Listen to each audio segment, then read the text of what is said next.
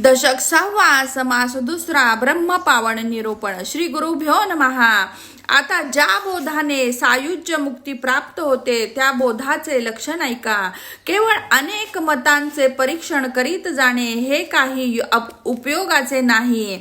जसे दाण्याशिवाय भूस खाता येत नाही, तद्वत ब्रह्मज्ञाना व्यतिरिक्त इतर उपदेश होत त्यांना जास्त महत्व देऊ नये.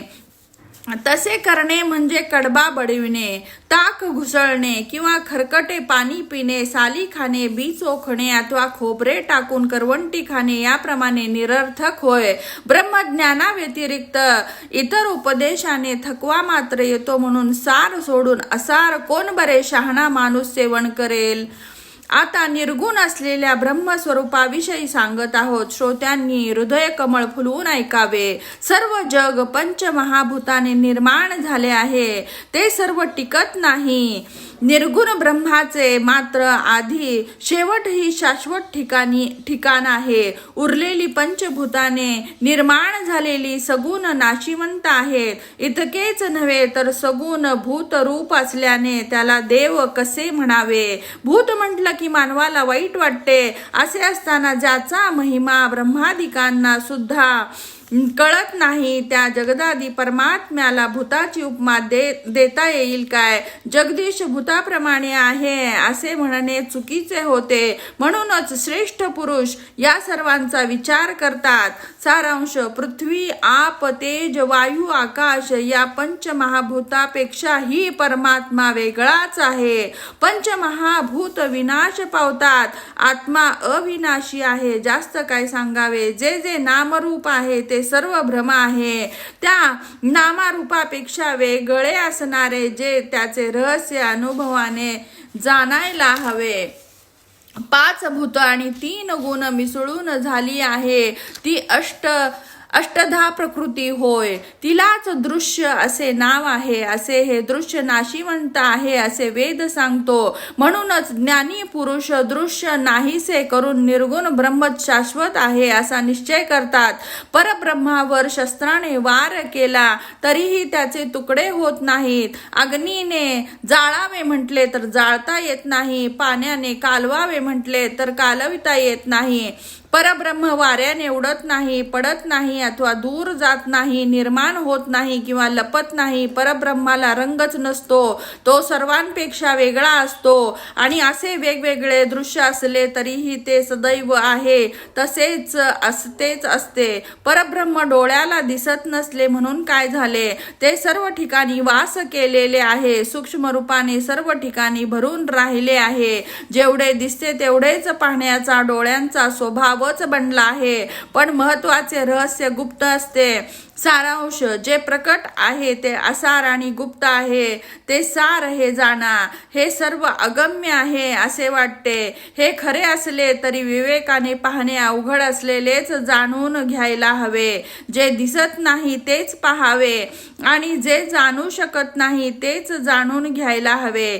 जे गौप्य आहे तेच प्रकट करायला हवे. असाध्य तेच साध्य करायला हवे आणि नित्य व्यवसायाने कठीण तेच अभ्यासावे. अर्थात वेद, ब्रह्म, शेष या सर्वांनी ज्याचे वर्णन करायला जाऊन संपूर्णपणे हात टेकले असा श्रेष्ठतम परब्रह्मच साधायला हवा. तो कोणत्या उपायाने साधायला हवे असे विचाराल तर आता त्याबद्दलच सांगत आहोत.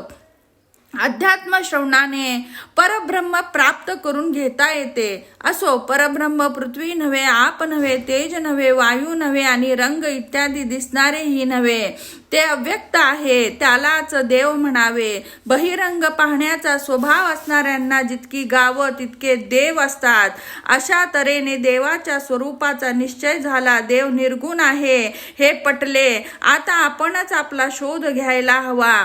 माझे शरीर असे म्हणतो, तो म्हणणारा देहापेक्षा वेगळा आहे असे झाले. माझे मन असे वेगळे करून जाणत असल्याने तो मनही नव्हे असे झाले. देहाचे परीक्षण केले तर त्यात नुसती तत्वच आहेत.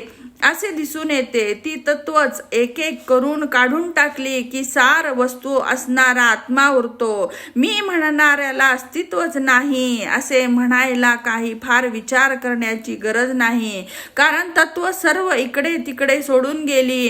काही कपडे एकत्र करून त्याचे गाठोडे बांधले असता कोणी एखाद्याने विचारपूर्वक ते सोडून पाहिले तर कपड्याशिवाय गाठोडे ही वस्तूच सापडत नाही. त्याचप्रमाणे तत्वांचे गाठोडेच हे शरीर असून विचारांती हे निष्पन्न होते की सर्व काळामध्ये असणारा फक्त आत्माच आहे.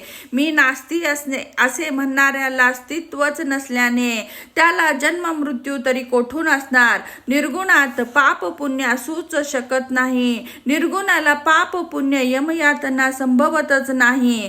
ती निर्गुण वस्तूच तो आहे. असे असताना जन्म मरणाला तेथे जागाच कोठून असणार. आधी देहबुद्धीमुळे बांधला गेला होता, आता ज्ञानाने मोकळा झाला, देहातीत होऊन मोक्षप्रद प्राप्त करून घेतले. आता जन्माचे सार्थक झाले. आपणच निर्गुण आत्मा आहोत हे कळले. या ज्ञान विचाराचे पुन्हा पुन्हा मनन करणे आवश्यक आहे. असो, जागा झाला की स्वप्न नाहीसे होते. त्याचप्रमाणे विवेकाने अवलोकन केले तर हे दृश्य जग नाहीसे होते. अशा प्रकारचा आत्मस्वरूपाचा अनुसंधानच जीव मात्राचा उद्धाराचा मार्ग आहे. विवेकाने आपण उरणे असे म्हणणेच आपल्याला अर्पण करणे हेच आत्मनिवेदन असे ओळखले जाते. प्रथम अध्यात्म श्रवण, त्यानंतर श्री सद्गुरूंचे अनन्य पादसेवन आणि गुरूंच्या अनुग्रहाने अहंकार नाशरूपी आत्मनिवेदन. आत्मनिवेदन झाल्यानंतर सदैव एक परिपूर्ण वस्तू उरते व अंतःकरणात तोच आत्मा आपण असलेला बोध आहे. तो त्या ब्रह्मबोधाने ब्रह्मच होऊन गेला. संसार दुःख उडून गेले आणि देह निरांतकपणे प्रारब्धावर टाकला. अशी स्थिती तिलाच आत्मज्ञान असे म्हणावे. या योगे समाधान मिळते आणि परब्रह्माबरोबर ऐक्यता प्राप्त करून घेऊन तो खरा भक्त होतो. तेव्हा आता जे होणार ते होऊ दे, जाणार ते जाऊ दे अशी वृत्ती होऊन मनातील जन्म मरणाचा मूळ संशयच निघून जातो. पुन्हा संसार चक्रात सापडणे चुकले. देव आणि भक्तांचे ऐक्य झाले. अशा तऱ्हेने सत्पुरुषांच्या सहवासाने मुख्य देव ओळखला.